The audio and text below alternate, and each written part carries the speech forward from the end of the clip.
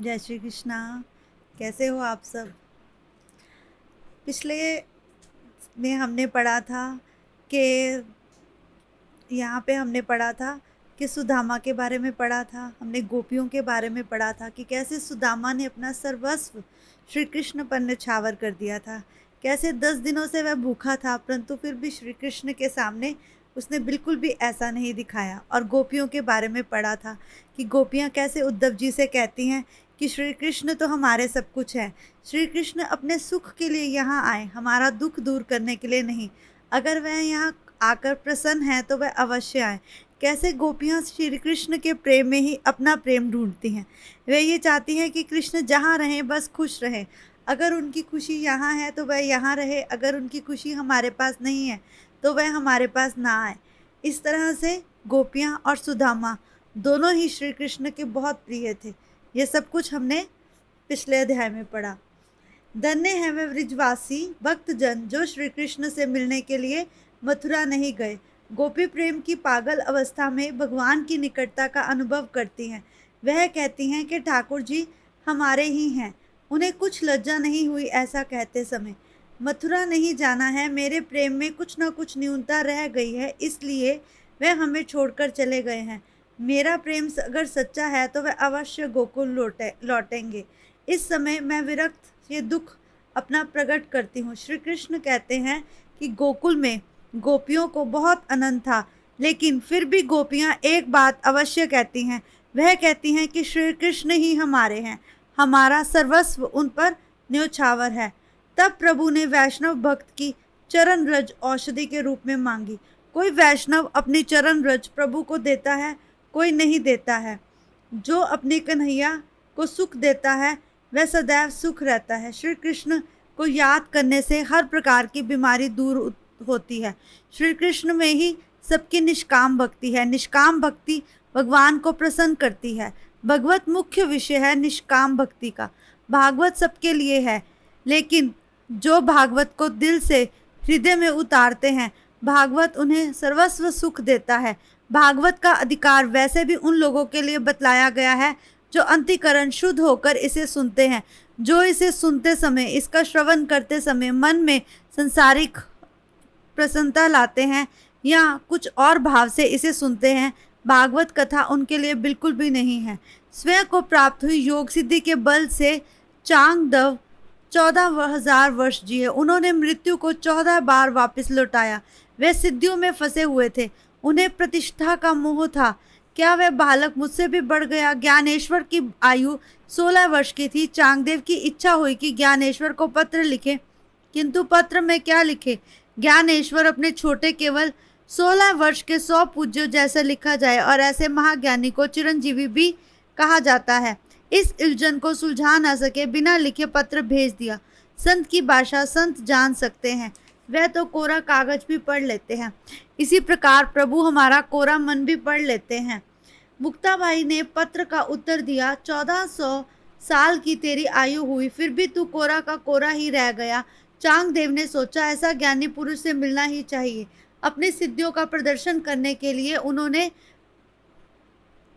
ज्ञानेश्वर से मिलने की बात की। इस और ज्ञानेश्वर ने किसी चांगदेव बाग पर सवारी करके आपसे मिलने आ रहे हैं। ज्ञानेश्वर ने सोचा इस बूढ़े को अपनी सिद्धियों का अभिमान हो गया है। चांगदेव ने अपनी सिद्धियों का अभिमान के कारण ज्ञानेश्वर को पत्र में पूज्य शब्द से संबोधित नहीं किया था। ज्ञानेश्वर ने सोचा कि चांगदेव को तो कुछ पाठ पढ़ाना चाहिए।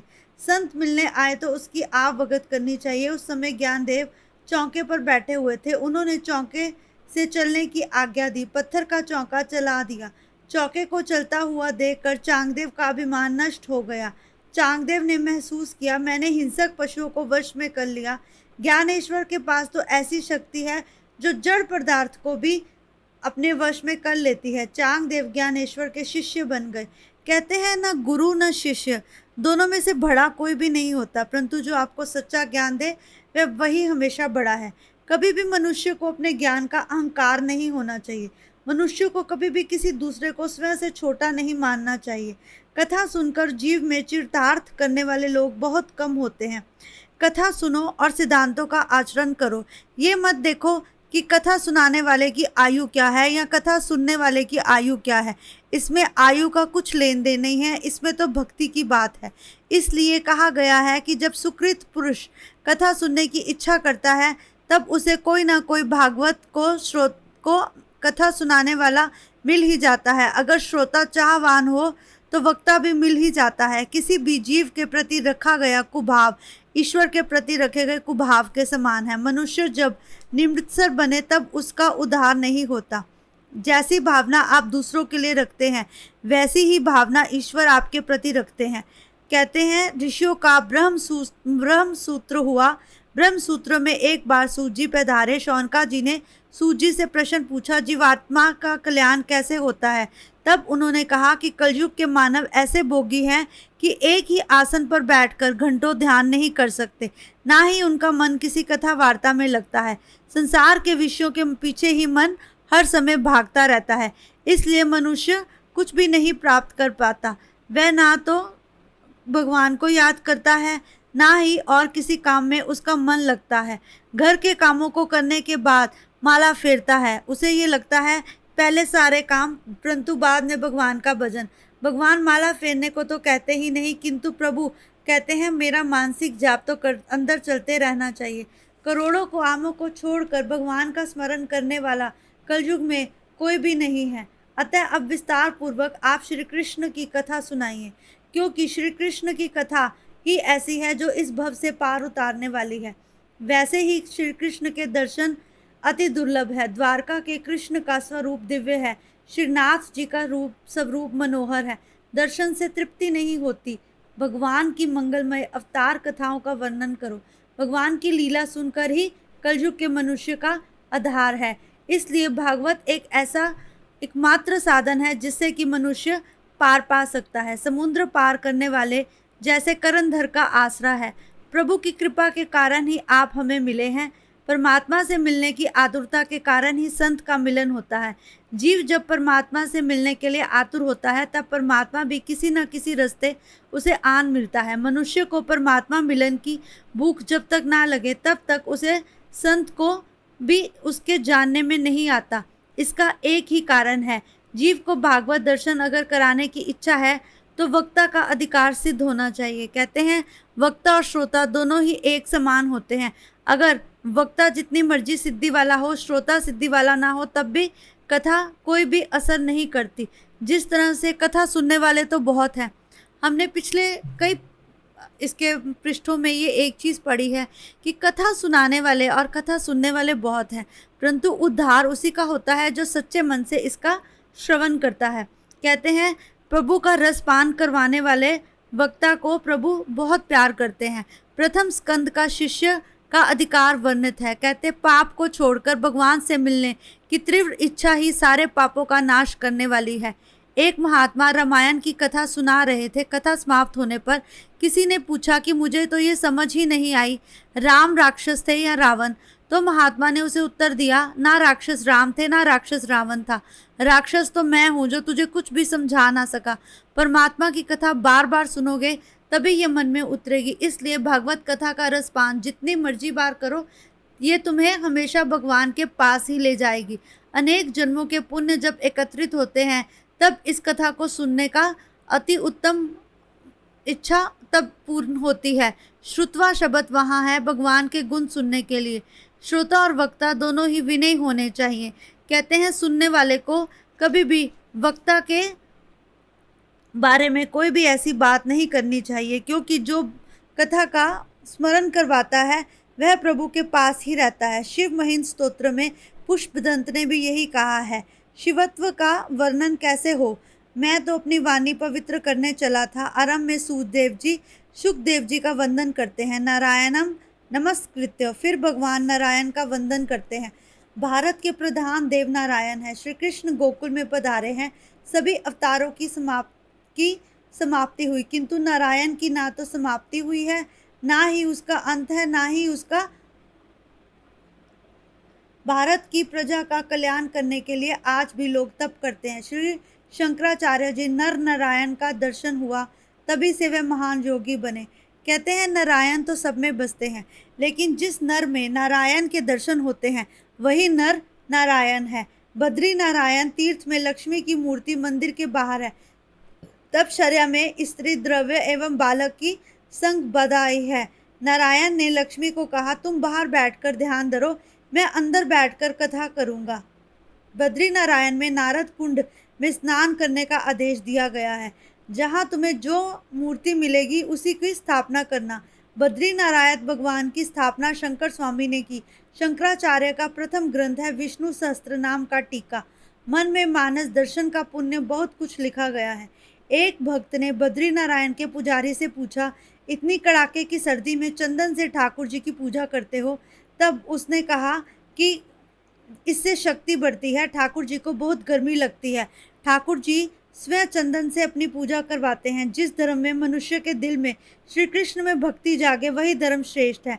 भक्ति भी ऐसी होनी चाहिए जिसमें कोई कामना ना हो। परमात्मा की प्राप्ति के लिए हमें परमात्मा से ही मिलना भक्ति है। जीवात्मा अंश है, परमात्मा अंशी। अंश जब परमात्मा से अलग हो जाए तब वह दुखी रहता है।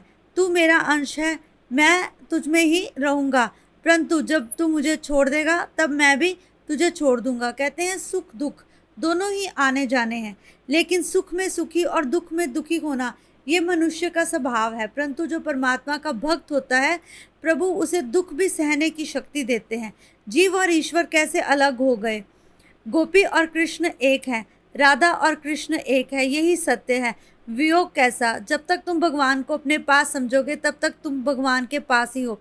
वस्त्र पर दाग लगने से कब और कैसे लगा, ये सोचते रहने से दाग कभी नहीं धुलता, अपितु हमें अपने दाग को निकालने की कोशिश करनी चाहिए।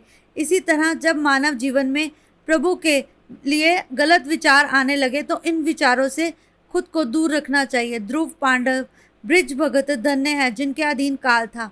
ईश्वर कहता है, अपेक्षा उसी की होती है जो मनुष्य बुद्धि और मन दोनों से कार्य नहीं करता। जीव की मृत्यु के दिन हिसाब लेने से उसे प्रभु खुद आते हैं जो प्रभु के पास होता है, परंतु जो प्रभु के पास नहीं होता उसे लेने यमदूत आते हैं। क्या ऐसा कभी किसी ने विचार किया है? अंत काल के समय तो मनुष्य अपने पापों को याद करता है, तो सारे जीवन में क्यों नहीं? उपनिषद में कहा गया है, जीव और ईश्वर साथ साथ बैठे हैं। एक व्यक्ति को मालूम हुआ कि गंगा किनारे रहने वाले संत के पास पारसमणि है। पारसमणि की पाने की इच्छा में वह संत की सेवा करने लगा। संत ने कहा, मैं गंगा स्नान करने के लिए जा रहा हूँ, आते ही तुमसे पारसमणि वापस लूँगा। संत ये जान लिया था कि इसे यही चीज़ चाहिए। पारसमणि तो मैं इस डिब्बिया में रखी है, ऐसा कहकर वह चले गए। ऐसा कहकर उन्होंने एक डिब्बिया नीचे उतारी तो वह डिब्बिया लोहे की थी। उस व्यक्ति ने सोचा, ये कैसी पारसमणि है? जिस डिब्बिया में है वह डिब्बिया तो स्वयं लोहे की है। इस पारसमणि ने उस डिब्बिया को सोने की क्यों नहीं बनाया? ये पारसमणि तो असली ही नहीं है। ये सोचकर वह संत का मजाक करने लगा। उससे संत से पूछा कि जब पारसमणि इसके साथ स्पर्श होती है तब वह लोहे की कैसे रह गई? तब संत ने बताया, पारसमणि एक गुदड़ी में रखी थी, वह आवरण में थी, सो सोने की डिब्बिया ना बनने पाई। इसी प्रकार ईश्वर और जीव के हृदय स्थान में एक स्थान पर रहते हैं, परंतु अंदर कहीं एक ऐसी परत होती है जो भागवत के पाठ से ही दूर हो सकती है। जीव आत्मा डिब्बिया है और ईश्वर पारसमणि, परंतु ये पारसमणि मनुष्य को तभी छूती है जब मनुष्य अपने अंदर से वह कपड़े की परत को निकाल देता है। अब आगे कल करते हैं। आप सब एक बात बताओ, कैसा लग रहा है ये पढ़कर? बहुत आनंद आ रहा है ना? बहुत मज़ा आ रहा है सच में। जय श्री कृष्णा। कल मिलते हैं।